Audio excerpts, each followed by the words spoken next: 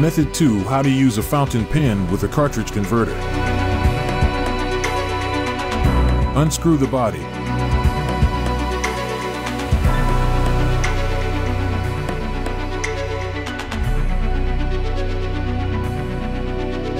Place the nib of the pen in an inkwell. Rotate on the top of the spiral slowly. Tap the pen gently so the excess ink falls back into the inkwell.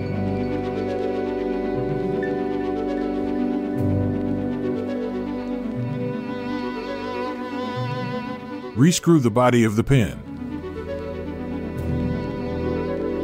Right.